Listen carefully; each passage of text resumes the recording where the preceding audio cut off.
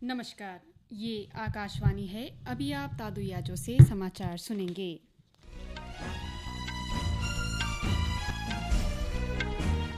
पहले मुख्य समाचार। स्वतंत्रता दिवस समारोह के उपलक्ष्य पर देश भर में हर घर तिरंगा रैलियां आयोजित की जा रही है। उपराष्ट्रपति जगदीप धनखड़ ने नई दिल्ली में तिरंगा बाइक रैली को झंडी दिखाई। वित्त मंत्री निर्मला सीतारमण ने भारत को विकसित राष्ट्र बनाने के लिए नवाचार, वैज्ञानिक सोच और त्वरित समाधान खोजने का आह्वान किया। सरकार मछुआरों की सुरक्षा और व्यवसाय को बढ़ावा देने के लिए मछली पकड़ने वाले समुद्री जहाजों पर 1 लाख ट्रांसपोंडर लगाएगी। G4 देशों ने कहा, सुधारों के बिना संयुक्त राष्ट्र सुरक्षा परिषद वैश्विक चुनौतियों से निपटने में सक्षम नहीं है। भारतीय पैरा बैडमिंटन खिलाड़ी प्रमोद भगत को डोपिंग रोधी नियमों के उल्लंघन पर 18 महीने के लिए निलंबित किया गया। प्रमोद पेरिस 2024 पैरालंपिक खेलों में भाग नहीं ले पाएंगे। अब समाचार विस्तार से। स्वतंत्रता दिवस समारोह के उपलक्ष्य में देश भर में हर घर तिरंगा रैलियां आयोजित की जा रही है। देशभक्ति की भावना को बढ़ावा देने के लिए हर घर तिरंगा अभियान 15 अगस्त तक पूरे देश में चलाया जा रहा है। सरकार ने लोगों से अपने घरों पर तिरंगा फहराने और तिरंगों के साथ सेल्फी लेकर हर घर तिरंगा वेबसाइट पर अपलोड करने का आग्रह किया है। उपराष्ट्रपति जगदीप धनखड़ ने आज सुबह नई दिल्ली के भारत मंडपम से हर घर तिरंगा बाइक रैली को हरी झंडी दिखाकर रवाना किया। सभा को संबोधित करते हुए श्री धनखड़ ने कहा कि हर घर तिरंगा अभियान अब एक आंदोलन बन गया है। उपराष्ट्रपति धनखड़ ने कहा कि हर घर तिरंगा देश की स्वतंत्रता, गौरव और विकसित भारत के लिए प्रतिबद्धता को दर्शाता है। इस अवसर पर संस्कृति मंत्री गजेंद्र सिंह शेखावत ने कहा कि तिरंगा देश का गर्व है और जो देश को एक सूत्र में बांधता है। केंद्रीय गृह मंत्री अमित शाह आज शाम अहमदाबाद में तिरंगा यात्रा को झंडी दिखाकर रवाना करेंगे। गुजरात के मुख्यमंत्री भूपेंद्र पटेल भी इस यात्रा में भाग लेंगे। इसका उद्देश्य लोगों में एकता और राष्ट्रीय गर्व की भावना को बढ़ावा देना है। यात्रा में बड़ी संख्या में लोगों के भाग लेने की संभावना है। नागपुर नगर निगम ने हर घर तिरंगा अभियान के अंतर्गत आज तिरंगा मैराथन का आयोजन किया गया, जिसमें लोगों ने बड़ी संख्या में भाग लिया। सहायक नगर आयुक्त प्रकाश वढ़ारे ने संत उर्सुला विद्यालय में मैराथन को हरी झंडी दिखाई। जम्मू कश्मीर में 78वें स्वतंत्रता दिवस पर किसी भी अप्रिय घटना को रोकने के लिए पूरे जम्मू क्षेत्र में कड़े सुरक्षा प्रबंध किए गए हैं। मुख्य समारोह श्रीनगर के बख्शी स्टेडियम में आयोजित किया जाएगा, जहां उपराज्यपाल मनोज सिन्हा सलामी लेंगे और समारोह की अध्यक्षता करेंगे। 15 अगस्त को दिल्ली मेट्रो सुबह 4 बजे से चलेगी। सुबह 6 बजे तक सभी लाइनों पर 15-15 मिनट पर मेट्रो उपलब्ध रहेगी और उसके बाद नियमित समय सारिणी के पालन किया जाएगा। इसके अलावा जिन लोगों के पास स्वतंत्रता दिवस समारोह में भाग लेने के लिए वास्तविक निमंत्रण कार्ड होगा, उन्हें स्टेशनों पर सरकार द्वारा जारी फोटो पहचान पत्र दिखाने पर प्रवेश और यात्रा की अनुमति दी जाएगी। ये व्यवस्था केवल लाल किला, जमा मस्जिद और चांदनी चौक मेट्रो स्टेशनों पर निकास के लिए मान्य होगी, जो कार्यक्रम स्थल के सबसे नजदीक है। केंद्रीय वित्त मंत्री निर्मला सीतारमण ने भारत को एक विकसित राष्ट्र बनाने के लिए नवाचार, वैज्ञानिक सोच और समस्याओं का त्वरित समाधान तलाशने पर बल दिया।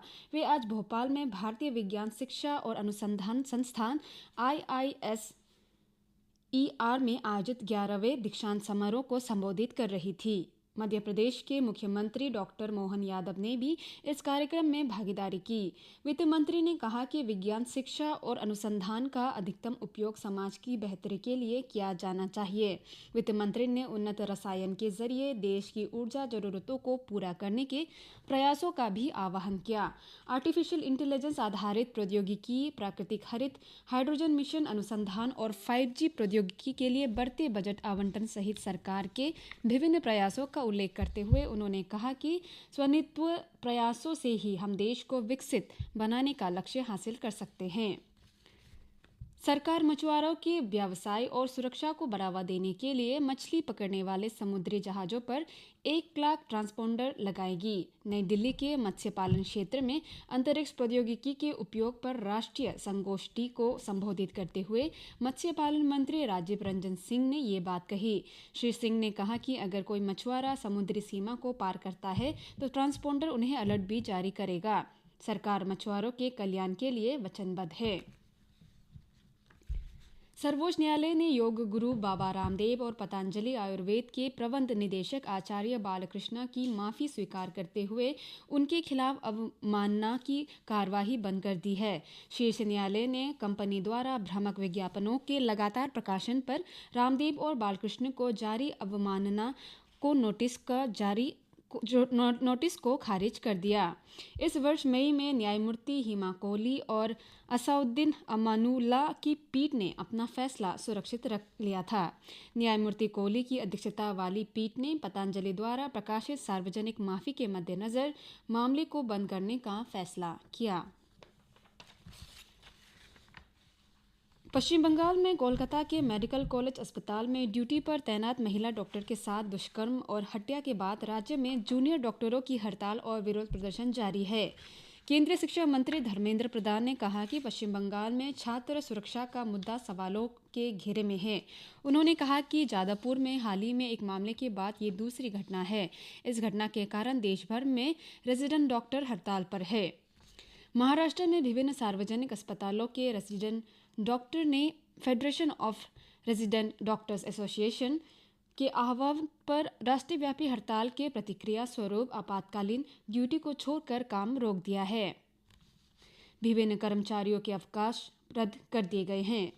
झारखंड में कोलकाता के आरजी कर मेडिकल कॉलेज और अस्पताल में एक प्रशिक्षु डॉक्टर के साथ दुष्कर्म और हत्या के विरोध में Rajendra institute of medical sciences RIMS Ranchi के जूनियर डॉक्टर अनिश्चितकालीन हड़ताल पर चले गए हैं।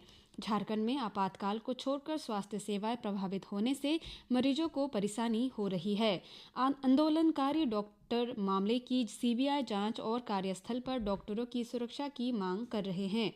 रिम्स के जूनियर डॉक्टर एसोसिएशन के अध्यक्ष अंकित कुमार ने कहा कि जब तक न्याय नहीं मिलेगा और मांगें पूरी नहीं होंगी, हड़ताल जारी रहेगी। भाजपा ने इस हत्याकांड को लेकर पश्चिम बंगाल सरकार की आलोचना करते हुए मामले की सीबीआई जांच की मांग की है। नई दिल्ली में मीडिया से बातचीत में पार्टी प्रवक्ता सुधांशु त्रिवेदी ने राज्य सरकार पर असामाजिक तत्वों को बचाने का आरोप लगाया है। उन्होंने पश्चिम बंगाल में कानून व्यवस्था की स्थिति पर भी सवाल उठाए। दिल्ली में एम्स, डॉक्टर राम मनोहर लोहिया अस्पताल, सफदरजंग अस्पताल, लेडी हार्डिंग, चाचा नेहरू बाल चिकित्सालय समेत राजधानी के अन्य अस्पतालों में रेजिडेंट डॉक्टर और मेडिकल छात्र विरोध प्रदर्शन कर रहे हैं। भारतीय वायुसेना अपनी सैन्य क्षमताओं का प्रदर्शन करने और अंतर्राष्ट्रीय सहयोग को मजबूत करने के उद्देश्य से वर्तमान में अपने सबसे बड़े बहुपक्षीय हवाई युद्ध अभ्यास एक्स तरंग शक्ति की मेजबानी कर रही है। रणनीतिक रूप के महत्वपूर्ण इस अभ्यास में लगभग 11 देशों ने भाग लिया, जिसमें राफेल, F-18 और यूरोफाइटर सहित विभिन्न प्रकार के विमान शामिल हैं। G4 देशों ने कहा कि संयुक्त राष्ट्र सुरक्षा परिषद में सुधार के बिना ये परिषद वैश्विक चुनौतियों से निपटने के अनुकूल नहीं है। संयुक्त राष्ट्र में भारत के उपस्थायी प्रतिनिधि राजदूत आर रविंद्र ने सोमवार को संयुक्त राष्ट्र सुरक्षा परिषद की एक चर्चा में G4 देशों की ओर से दिए गए एक वक्तव्य में ये बात कही। उन्होंने कहा कि प्रतिनिधित्व विशेष रूप से स्थायी वर्ग की कमी को संबोधित करने में अक्षम संयुक्त राष्ट्र सुरक्षा परिषद वर्तमान वैश्विक चुनौतियों से निपटने से संबंधित वर्तमान असंतुलन को सिर्फ बढ़ाएगी। विदेश मंत्री डॉक्टर एस जयशंकर ने कहा कि भारत दुनिया भर में लोकतंत्र का समर्थक है। उन्होंने विश्वास व्यक्त किया कि अमेरिका के नए राष्ट्रपति भारत के साथ अच्छे संबंध बनाएंगे। डॉक्टर जयशंकर भारत अमेरिका संबंधों के विकास और अमेरिका में भारतीय प्रवासियों को संबोधित कर रहे थे। पैरा बैडमिंटन खिलाड़ी प्रमोद भगत को एंटी डोपिंग नियमों के उल्लंघन के लिए विश्व बैडमिंटन संघ ने 18 महीने के लिए निलंबित कर दिया है। इस कारण प्रमोद भगत पेरिस 2024 पैरालंपिक खेलों में भागीदारी नहीं कर सकेंगे। संघ ने घोषणा की है कि टोक्यो 2020 पैरालंपिक के स्वर्ण पदक विजेता प्रमोद भगत को ठिकाने बदलने की विफलता के कारण निलंबित कर दिया गया है।